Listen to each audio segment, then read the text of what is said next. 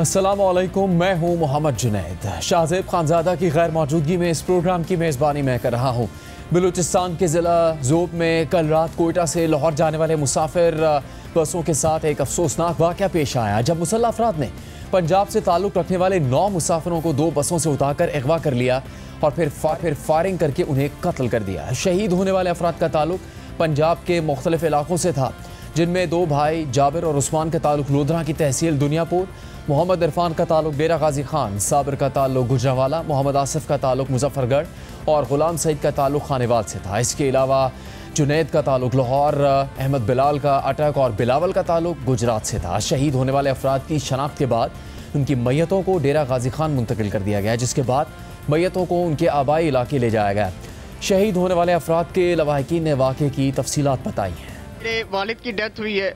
Death में शिरकत के लिए मेरी फैमिली 10 लोग कोयटा से आ रहे थे, जिनमें बच्चे, औरतें और भाई शामिल, जो 2 भाइयों को ले गए हैं। हम पे जो इस वक्त दुख की घड़ी हम बयान नहीं कर सकते। 1 साल हम 3 जनाजे उठाने पड़ रहे हैं। एक भाई था मोहम्मद जाबर, वो बड़ा था, और मोहम्मद उस्मान ये छोटा था। मोहम्मद जाबर की यहाँ शादी रखी हुई थी। अभी माह मुहर्रम अल हराम है, मुहर्रम और सफ़र के बाद रबी अव्वल जो आ रहा था ना, अभी इसमें इसकी शादी वो जो था काम करेंगे पिया 3 महीने 3 दिन काम करेंगे और चौथा महीना वेला पिया। चौथे महीने घर आवन लगे थे, वो दे ना मतलब 12 बजे अपना शहीद कर दिया। मेरे भाई मोहम्मद आसिफ को कल रात बलूचिस्तान दहशतगर्द हमले मतलब शहीद कर 3 महीने पहले उनकी शादी की था। नवी शादी थी। 5 दिन पहले ही जुनैद अपने ससुराल कोयटा में गया अपने बीवी बच्चों को छोड़ने के लिए। कल शाम वो वापसी पे आ रहा था, तो रास्ते में दहशतगर्दों ने बस रोकी और उनको पंजाब के शनाख्ती कार्ड ज़ाहिर होने पे नीचे उतार लिया और उन्हें शहीद कर दिया। बलूचिस्तान से मुसलसल इस तरह के वाक़यात सामने आ रहे हैं। गुज़श्ता रोज़ के वाक़े के बाद आज वज़ीर आला बलूचिस्तान सरफराज बुगटी ने अमन अमान से मुताल्लिक़ इजलास किया, जिसमें IG पुलिस मौज़म जानसारी ने ज़ोब वाक़े पर तफसीली ब्रीफिंग दी। वज़ीर आला बलूचिस्तान सरफराज बुगटी ने इजलास से खिताब करते हुए कहा कि बलूचिस्तान में मासूम जानों के कातिल किसी रियायत के मुस्तहिक नहीं। दहशत गर्दों को हर हाल में कैफरे किरदार तक पहुँचाया जाएगा और दहशत गर्दों का आखिरी हद तक ताक़ुब किया जाएगा और दहशत गर्दों के खिलाफ बिला ताख़ीर और फैसला कुन एक्शन लिया जाएगा। वज़ीर आला ने वाज़ेह हुक्म दिया कि लेवीज़ और पुलिस की हदूद से बालातर होकर कार्रवाई की जाए। वज़ीर आला बलूचिस्तान ने कहा कि बलूचिस्तान में कानून की अमलदारी पर कोई समझौता नहीं होगा। वज़ीर मुमलिकत बराए दाखिला तलाल चौधरी ने कहा है कि बलूचिस्तान में होने वाला वाक़या ऑपरेशन सिंदूर का ही तसलसल है और अब भारत छुपकर प्रॉक्सीज़ के ज़रिए हमला करवा रहा है। हिंदुस्तान की प्रॉक्सीज हैं और ये जो वो कहते हैं हिंदुस्तान के ऑपरेशन संदूर अभी कंटिन्यू कर रहा है, ये वो कंटिन्यूशन है। उसके फर्स्ट फेज में जब उन्होंने सामने से हमला किया था तो उन्होंने शिकस्त खाई है। ये छुप के प्रॉक्सीज से सॉफ्ट टारगेट्स को टारगेट करना, निहत्ते लोगों को मारना, ये बुज़दिलाना कार्रवाई उसी संदूर ऑपरेशन की कंटिन्यूएशन है। आज तर्जुमान दफ्तर खारजा शफकत अली खान ने भी मीडिया ब्रीफिंग में बताया है कि बलूचिस्तान में दहशतगर्दी के वाक़यात में भारतीय प्रॉक्सीज मुलव्विस हैं। बलूचिस्तान में भारतीय मदाखलत जारी है और पाकिस्तान ये मामला दुनिया के हर फोरम पर उठा रहा है। इसके अलावा ह्यूमन राइट्स कमीशन पाकिस्तान ने भी ज़ोब वाक़े पर तशवीश का इजहार किया है। मुसाफिरों को बसों से उतार कर कत्ल किए जाने पर तशवीश का इजहार किया और मुतालबा किया कि वफाकी और सूबाई हुकूमतें फ़ौरी तौर पर बलूचिस्तान के देरीना मसाइल का मुनसिफाना सियासी हल तलाश करने के लिए संजीदा इक़दाम करें। इसके अलावा सदर मुमलिकत, वज़ीर आज़म समेत सियासी क़यादत ने इस वाक़े की मज़म्मत की है। सियासी क़यादत मज़म्मत तो कर रही है, मगर बलूचिस्तान से मुसलसल इस तरह के वाक़यात सामने आते जा रहे हैं, जिनमें मुसाफिरों को बसों से शनाख्त करके उतारा जाता है, फिर उन्हें कत्ल कर दिया जाता है। BBC ने इन वाक़यात पर एक रिपोर्ट भी नशर की है। BBC की रिपोर्ट के मुताबिक बलूचिस्तान में माजी में भी मुसाफिरों को गाड़ियों से उतार कर हलाक करने के कई वाक़यात पेश आए और ऐसे वाक़यात में मुसाफिर बसों से जिन लोगों को उतार कर हलाक किया गया उनमें से ज़्यादातर का ताल्लुक पंजाब से था। इस साल फरवरी में ज़िला बारखान के इलाके में मुसल्लह अफराद ने ऐसे ही 7 अफराद को शनाख्त करने के बाद कत्ल किया था। इस हमले की जिम्मेदारी कालादम शिद्दत पसंद तंजीम BLA ने कबूल की थी। ये ताज़ा तरीन वाक़या जिस मकाम पर पेश आया है, इसके करीब ज़िला मुसाखिल के इलाके में गुज़श्ता साल अगस्त में शिद्दत पसंदों ने 22 लोगों को शनाख्त करने के बाद उन्हें बस और ट्रकों से उतार कर कत्ल कर दिया था। मकामी इंतज़ामिया के मुताबिक इन अफराद में से 17 का ताल्लुक सूबा पंजाब के मुख्तलिफ अजला से था। इससे पहले गुज़श्ता साल अप्रैल में ही ऐसा एक वाक़या ज़िला नूशकी में पेश आया था, जब एक मुसाफिर बस से पंजाब के शहर मंडी बहाउद्दीन और गुजरावाला से ताल्लुक़ रखने वाले 9 अफराद को उतारा गया और फायरिंग करके कत्ल कर दिया गया। प्रोग्राम में आगे बढ़ेंगे। हालिया पाक भारत तनाज़े के बाद भारत की अस्करी क़यादत सियासी क़यादत के रवैये की वजह से बेचैनी का शिकार है और बार बार खुद आला अस्करी हुक्काम मीडिया पर आकर न सिर्फ भारतीय अफवाज के नुकसानात का जिक्र कर रहे हैं बल्कि सियासी क़यादत की पॉलिसियों पर तशवीश का इजहार कर रहे हैं। और अब भारत की सियासी और अस्करी क़यादत के दरमियान पॉलिसियों पर हम आहंगी के फुकदान का जिक्र नायब वज़ीर आज़म और वज़ीर ख़ारजा इसहाक़ डार ने भी मलेशिया में कॉन्फ्रेंस के दौरान किया है। इसहाक़ डार ने कहा है कि Pak Bharat military to military ceasefire ठीक चल रहा है मगर भारत की सियासी क़यादत से ये हज़म नहीं हो रहा। अल्हम्दुलिल्लाह सीज़ फायर है, प्रोफेशनल मिलिट्री टू मिलिट्री कोई मसला नहीं है। जो तय हुआ कि इतने दिनों में यहाँ फौजें वापस जाएंगी, इतने दिनों में यहाँ जाएंगी, वो जा चुकी हैं। लेकिन जो उनकी पॉलिटिकल लीडरशिप है उसको अभी महले हजम नहीं हो रहा। या तो प्रेशर बहुत है मुल्क के अंदर, कभी वो कहते हैं जी ये तो टेम्पररी सीज़ फायर है, कभी वो कहते हैं जी ये तो ट्रेलर था, अभी तो एक्चुअल फिल्म चलनी है। हमने तो किसी को ना कहा है ना कहना है, ना हमने सीज़ फायर का कहा था। शुरू भी उन्होंने किया, खराबी भी उन्होंने की और फिर सीज़ फायर कहा तो हमने मान ली और अपना हमने हिसाब चुका दिया वैसे और ठीक ठाक चुका दिया। वरना वो सुबह 8:15 बजे कॉल ना आती, 7:45 बजे हमारा ऑपरेशन खत्म हुआ, 8 बजे आ गई जी कि बस हम रेडी हैं, सीज़ फायर कर लेते, कर दे सीज़ फायर। प्रॉब्लम हमारे हमसाया मुल्क की ये है कि वो अपनी हेजमनी क्रिएट करना चाहता था। 2 साल से उल्टे पुल्टे बयान थे, we are the net peace provider. भाई who the hell you are? हम हमारी हेजमनी है, हमारी सुपरमेसी है। मैं लफ्ज़ कोट कर रहा हूँ उनके मिनिस्टरों के, तो हमने वो जो है ना वो तकब्बुर वो गुरूर ओला ने पाकिस्तान के हाथों वो खाक में मिला दिया और वो हमेशा के लिए वो दफन हो गया अल्लाह के फज़ल करम से। गुज़श्ता रोज़ कोर कमांडर्स कॉन्फ्रेंस से खिताब में army chief field marshal Syed Asim Munir ने कहा कि भारत की 2 तरफ़ा फ़ौजी कशीदगी में किसी तीसरे फरीक को शामिल करना भारत की ब्लॉक पॉलिटिक्स को फ़रोग़ देने की बेबुनियाद कोशिश है। फील्ड मार्शल सैयद आसिम मुनीर का कहना था कि दरहकीकत दुनिया वाज़े तौर पर भारत के तौसीब पसंदाना अज़ाइम और हिंदुत्व इंतहा पसंदी के ख़तरनाक रुझानात से बदज़न होती जा रही है। इस भोंडी कोशिश का मकसद भारत का खित्ते में नेट सिक्योरिटी प्रोवाइडर के खुद साख्ता किरदार को गुमराह तौर पर पेश करना है। भारतीय हिमायत याफ्ता और स्पॉन्सर्ड प्रॉक्सीज़ के खिलाफ हर सतह पर फैसला कुन और जामे कार्रवाइयाँ जारी रखना नागुज़ीर है। लेकिन आज भारत के कौमी सलामती के मुशीर अजीत दोवल ने पाकिस्तान के हाथों नुकसानात को छुपाने की कोशिश की और कहा कि भारत ने पाकिस्तान के अंदर कामयाबी के साथ दहशतगर्दों के टारगेट्स को निशाना बनाया। उन्होंने ये दावा भी कर दिया कि भारत के अंदर नुकसानात की कोई सैटेलाइट तस्वीर नहीं है। We are really proud of it. We decided to have 9 terrorist targets in the crisscross of Pakistan. We missed none. We hit nowhere else except that. It was precise to the point. Entire operation was started at 5 minutes past 1 and was over at 28 minutes past 1. 23 minutes. You tell me one photograph, one imagery which shows any Indian damage being done, even a glass pane having been torn. Ajit Doval तो ये दावा कर रहे हैं कि पाकिस्तान के हाथों भारत को कोई नुकसान नहीं हुआ, मगर खुद कुछ दिन पहले भारतीय वजीर खारजा जयशंकर ने खुद ही तस्लीम किया था कि पाकिस्तान ने एक भरपूर हमला किया था। And in this particular case, I can tell you that I was in the room when Vice President Vance spoke to Prime Minister Modi on the night of 9th May, saying that the Pakistanis would launch a very massive assault on India if we did not accept certain things. This was the night before, and something the Pakistanis did attack us massively that night. We responded very quickly thereafter. इसके अलावा BJP के रहनुमा सुब्रमण्यम स्वामी भी एतराफ़ कर चुके हैं कि पाकिस्तान ने 5 भारतीय फाइटर तैयारे गिराए थे। लीडर ऑफ अपोजिशन ने एक बात बोली कि हमारे जहाज गिरे हैं, कितने गिरे हैं बताइए। 5 पाकिस्तान ने अपने जहाज को बेचकर गिराया था हमारा। उसमें कुछ चाइना का भी रोल था सर? चाइना के प्लेन्स तो चाइना के ही थे, चाइना के लोगों ने नहीं किया। चाइना ने जो हवाई जहाज़ दी थी वो बहुत बढ़िया हवाई जहाज़ थी, और फ्रांस के जो थे वो उतना बढ़िया नहीं थे, और हमारे उनके जो हवाई जहाज़ है उन्होंने 5 को गिराया था। आपका मतलब रफ़ेल ने अच्छा काम नहीं किया? रफ़ेल तो पर्याप्त नहीं है हमारे देश के लिए। वो उसमें क्या क्या भ्रष्टाचार हुआ ये तो दूसरी बात है। मोदी रहते हुए हम इस पर जांच नहीं कर सकते क्योंकि होने नहीं देगा वो। इसके अलावा भारतीय अस्करी क़यादत भी ये तस्लीम करती रही है कि पाकिस्तान ने भारत के अंदर अस्करी अहदाफ को निशाना बनाया। 10 मई को ही भारतीय फ़ौज की तर्जुमान ने ये तस्लीम किया कि पाकिस्तान ने भारत के अंदर 26 से ज़्यादा मकामात को निशाना बनाया। Pakistan military also resorted to air intrusions using drones and firing of heavy caliber weapons along the line of control. Along the international border and the line of control, air intrusions and several harassment attacks were also attempted from Srinagar till Nalia at more than 26 locations.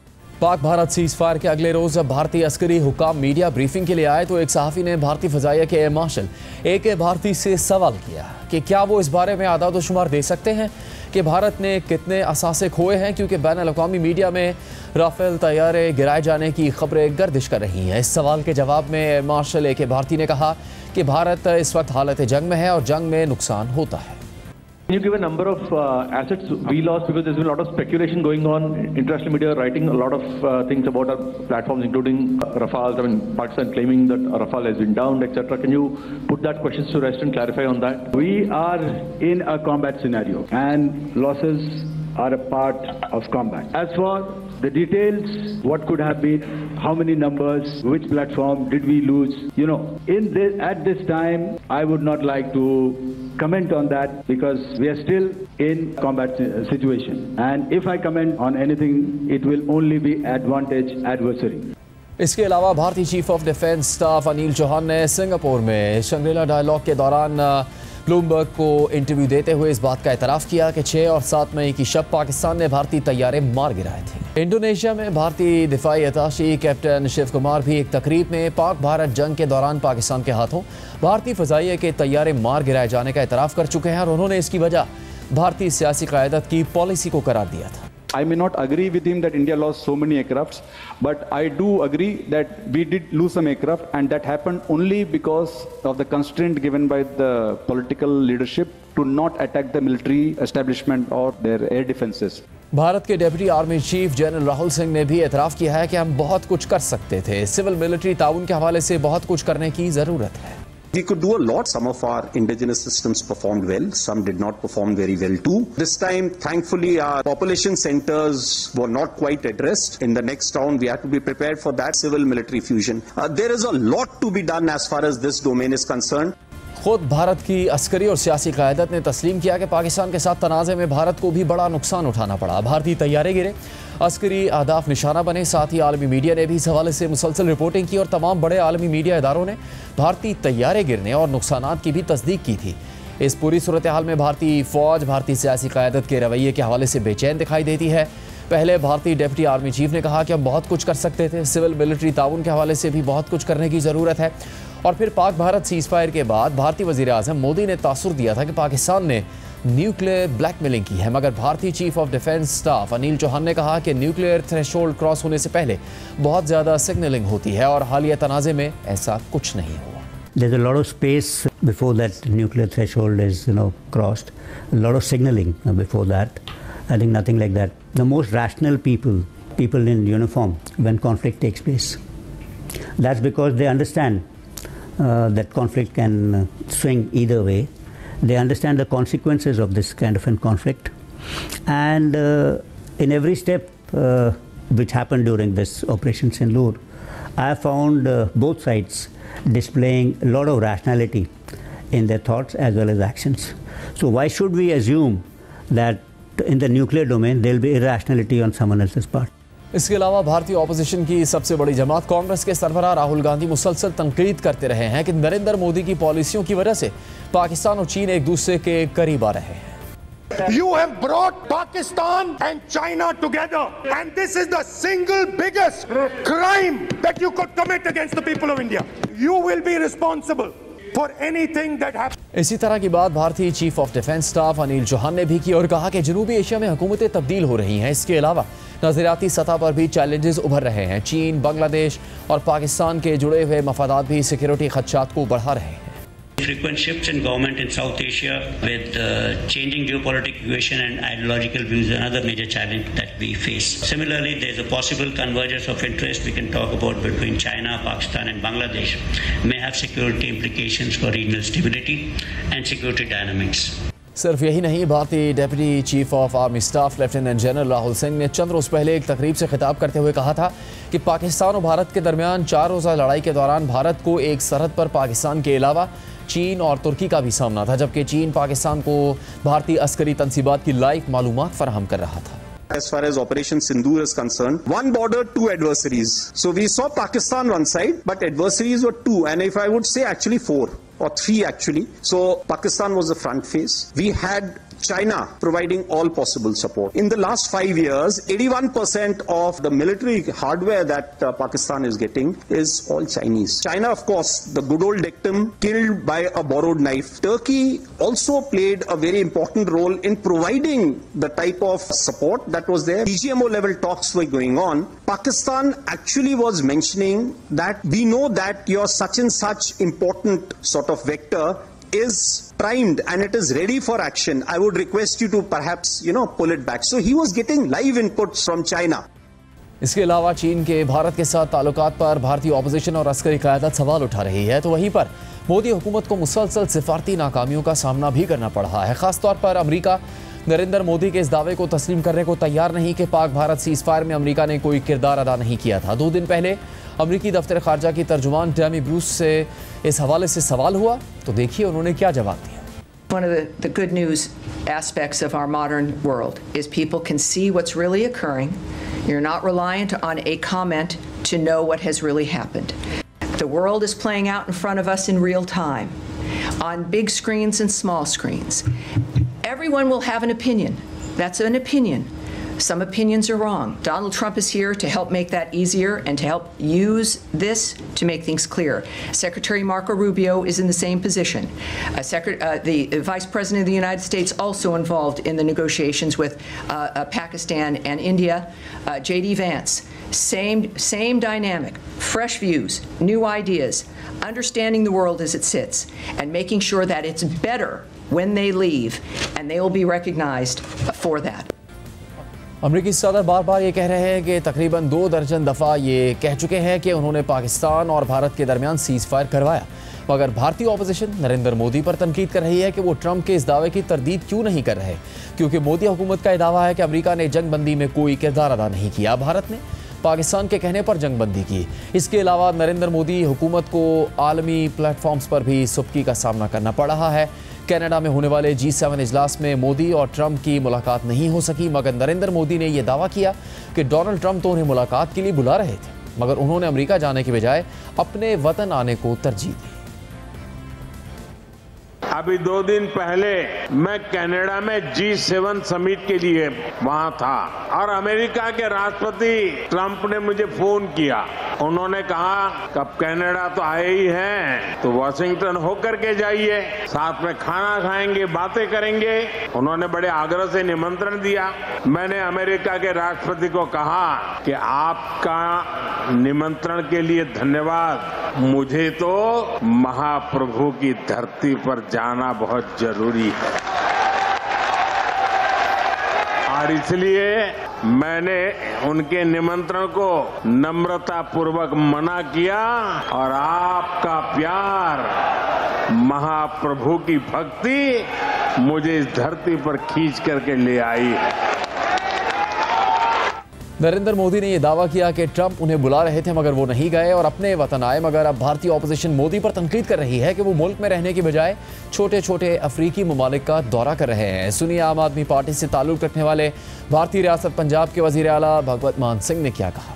प्रधानमंत्री जी गए हुए, मेरे घाना गए, कहाँ गए? आगे आज आ जाएंगे। चलो देश में वेलकम करेंगे उनका। पता नहीं कौन कौन से कंट्री, मग्नेशिया, गलवेशिया, तरवेशिया, पता नहीं कहाँ कहाँ जा रहे हैं। जहाँ 140 करोड़ बंदा रह रहा है वहां रह नहीं रहे वो, और जिस कंट्री में जा रहे हैं उनकी आबादी कितनी, 10,000, और सबसे बड़ा अवार्ड वहां का मिल गया। 10,000 तो भाई साहब JCB देखने के लिए खड़ा हो जाता है। यहाँ JCB चल रही है, JCB गलना चिपा गए यार। इसके अलावा भारतीय ऑपोजिशन जमात कांग्रेस ने भी नरेंद्र मोदी के दौरों पर तनकीद की है और कहा कि नरेंद्र मोदी बैरून मुल्क ढोल बजा रहे हैं मगर यहाँ गुजरात के मासूम शहरी मर रहे हैं। मोदी जी विदेश में भी ढोल नगाड़े बजा रहे, मस्ती कर रहे, और यहाँ पर गुजरात के बेगुनाह नागरिक मर रहे, मतलब कि आप मरते रहो, हमारे पेट का पानी नहीं हिलेगा। इस प्रकार का गुजरात की भाजपा सरकार का रवैया है। गुजरात में पुल गिरने के वाक़े पर और मोदी के दौरे के दौरान ढोल बजाने की वीडियोस को लेकर ही मीम्स बनाई जा रही हैं। इस बारे में तज्जिया आपके सामने पेश करेंगे एक ब्रेक के बाद। ब्रेक के बाद एक बार फिर खुशामदीद। पाकिस्तान और भारत के दरमियान मौजूदा सूरत हाल और पाकिस्तान में होने वाले दहशतगर्दी के वाक़यात से मुतालिक पाकिस्तान के तहफ़्फ़ुज़ात के हवाले से ही हम बात करेंगे पाकिस्तान के साबिक सेक्रेटरी ख़ारजा एजाज़ चौधरी साहब से। एजाज़ साहब शुक्रिया आपके वक्त का। पिछले कई दिनों से ऐसे बयानात तो सामने आ रहे हैं भारत की तरफ से जिसके ऊपर बात भी होती रही है। नायब वज़ीर आज़म और वज़ीर ख़ारजा इसहाक़ डार साहब ने अब ये कहा है कि पाकिस्तानी फ़ौज और भारतीय फ़ौज के दरमियान जो अब सीज़ फायर है या इससे मुतालिक जो राब्ताकारी है वो सही जा रही है, लेकिन जो भारतीय सियासी क़यादत है उससे ये पुरअमन सूरत हाल और ये कायम रहने वाला सीज़ फायर हज़म नहीं हो पा रहा है। कितनी गैर मामूली ये सूरत हाल है कि भारत की सियासी क़यादत की जानिब से ये रवैया सामने आ रहा है और फिर आलमी सतह पर जिस तरह से भारतीय इक़दामात और भारतीय बयानात को देखा जा रहा है, पाक भारत जंग, उसमें पाकिस्तान की पज़िराई और फिर उसके बाद कायम होने वाले सीज़ फायर के हवाले से।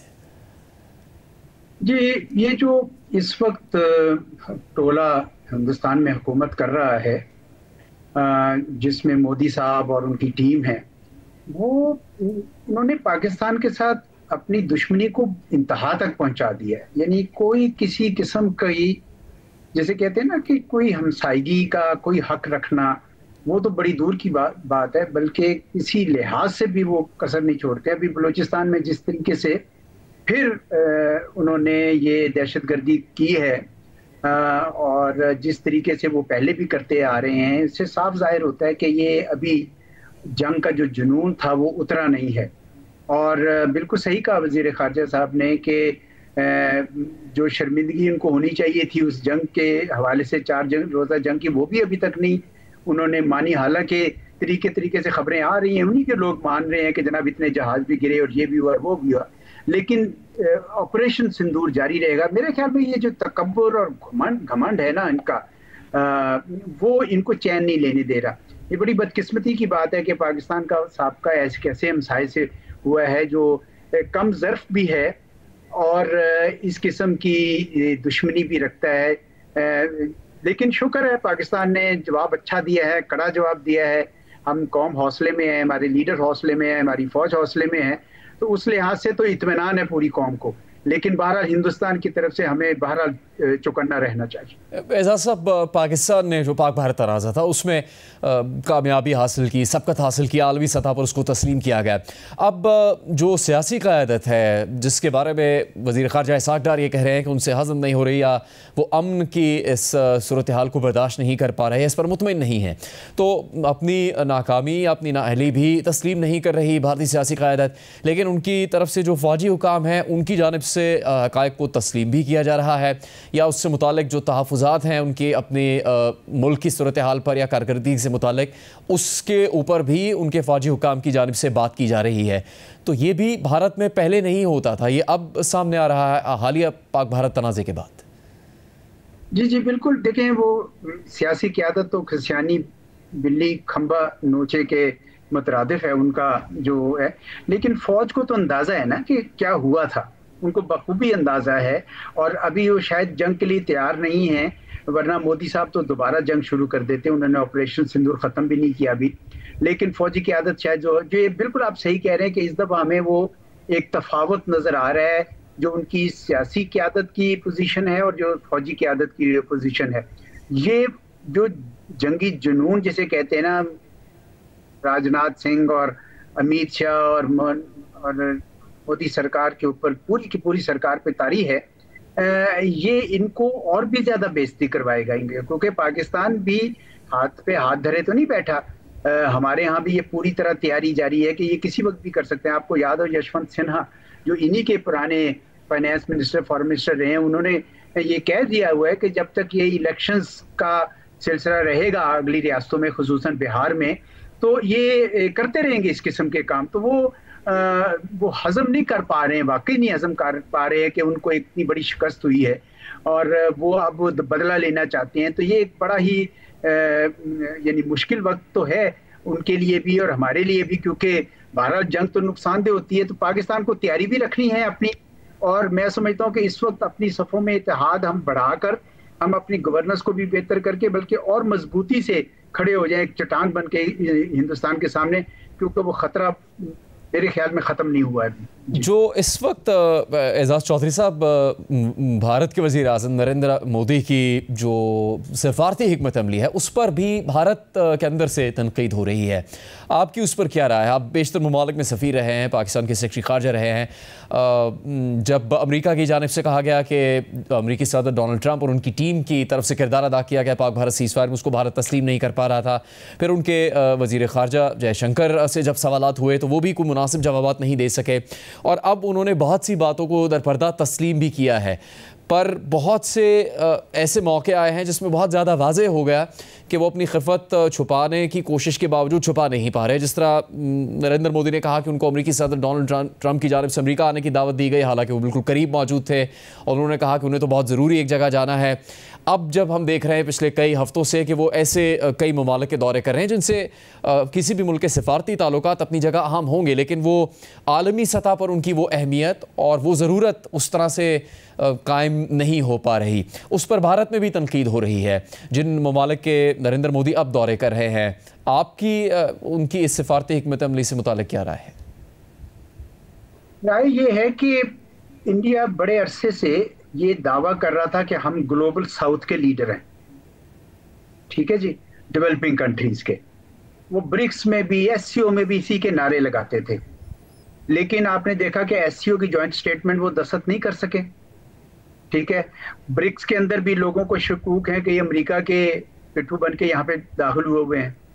तो इस जो मार्का हक हुआ उसके बाद से पूरी डेवलपिंग कंट्रीज को इस बात का यकीन हो गया कि इंडिया अब ग्लोबल साउथ का लीडर नहीं रहा, और ये चीन ही है, क्योंकि चीन के आपको पता है इन तमाम मुल्कों में सरमायाकारी है।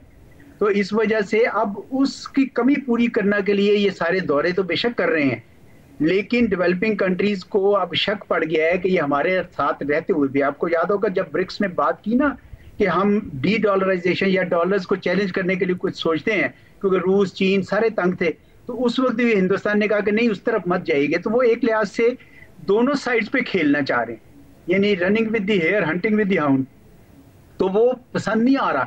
तो एक तो मेरा ख्याल है सफारती लिहाज से उधर उनको मुश्किल आई, दूसरी जो बड़ी मुश्किल आई है वो अमेरिका के हवाले से है, क्योंकि अमेरिका ने हर वो पोजीशन ले ली है डोनाल्ड ट्रंप साहब ने जो जिसका ये इतनी अरसे से 2 दहाइयों से इनकारी थे।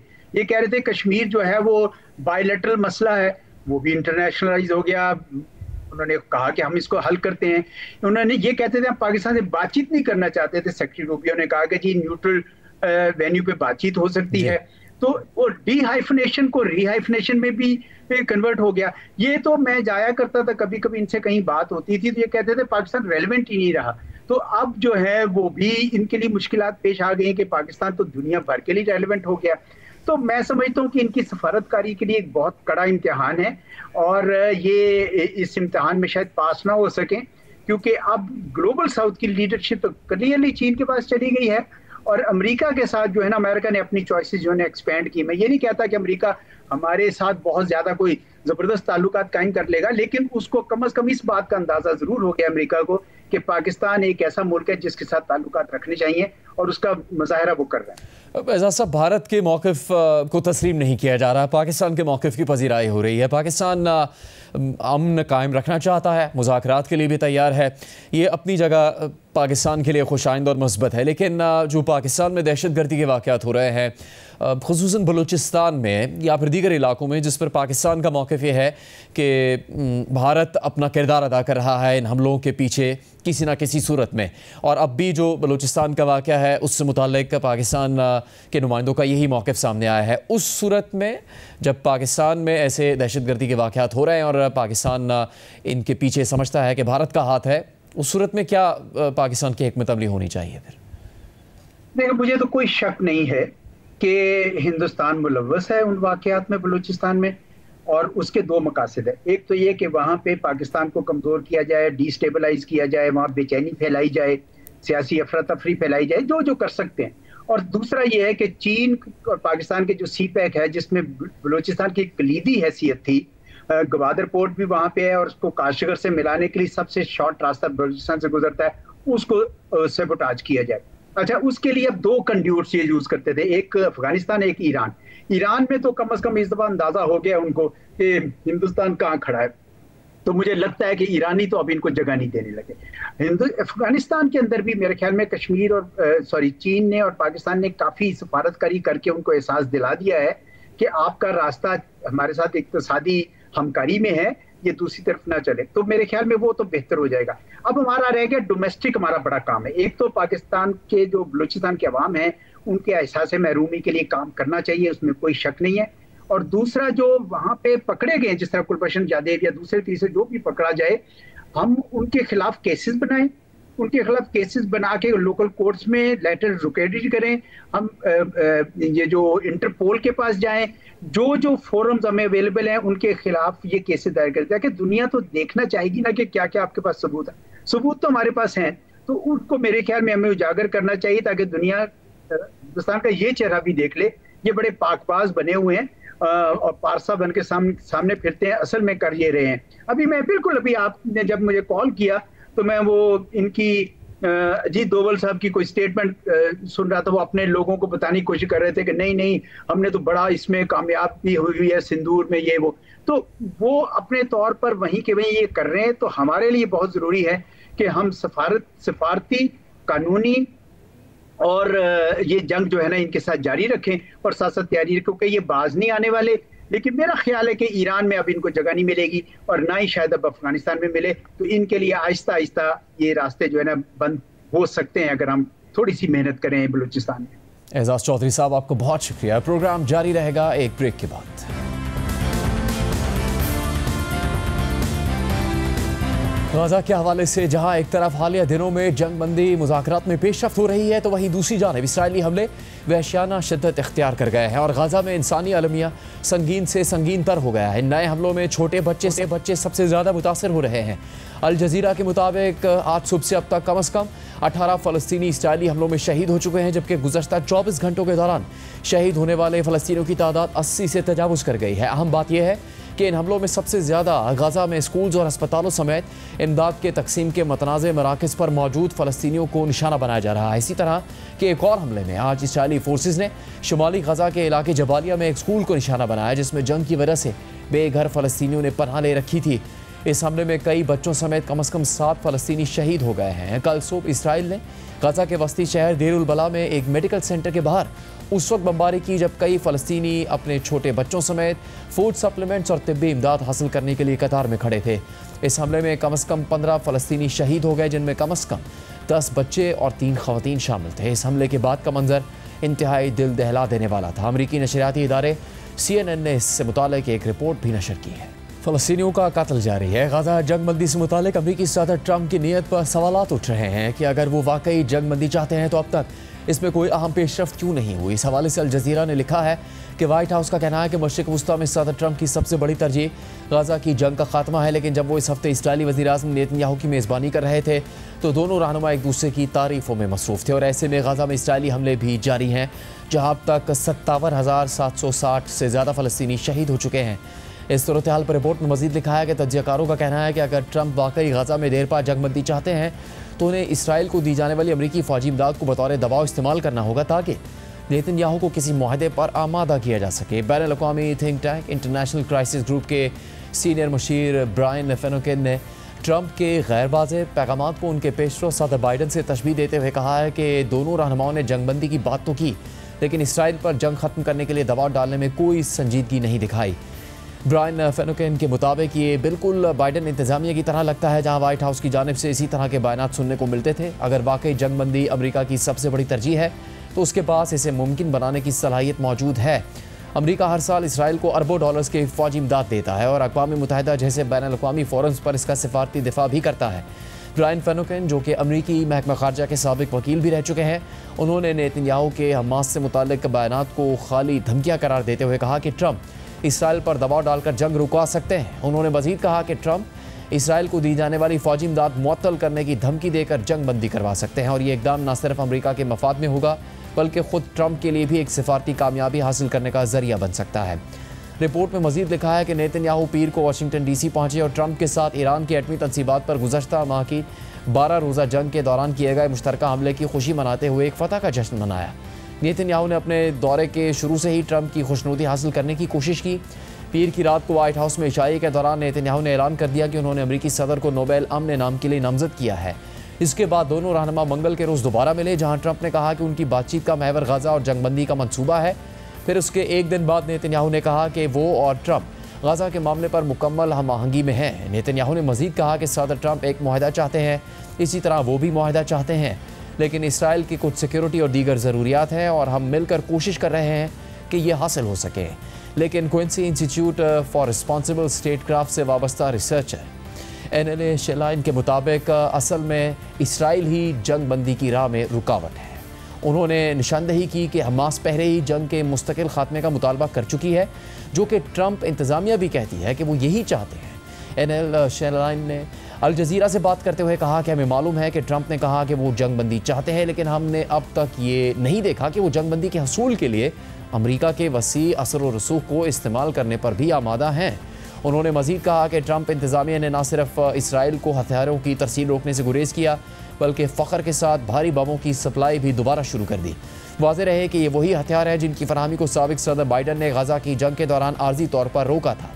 सेंटर फॉर इंटरनेशनल पॉलिसी की सदर नैन्सी ओकाइल के मुताबिक ट्रंप का गाज़ा जंगबंदी में दिलचस्पी लेना जुज़वी तौर पर इसलिए है ताकि वो ख़ुद को एक अमन पसंद रहनुमा के तौर पर पेश कर सके और नोबेल अमन इनाम हासिल कर सके। सदारती इंतखाबी मुहिम के दौरान ट्रंप ने दुनिया में अमन कायम करने का वादा किया था, लेकिन अब तक ट्रंप यूक्रेन और गाज़ा की जंगें ख़त्म करवाने में नाकाम रहे हैं, बल्कि उनके दौर में इसराइल और ईरान के दरमियान जंग का आगाज़ भी हुआ, जिसमें अमेरिका ने उनके हुक्म पर हिस्सा लिया।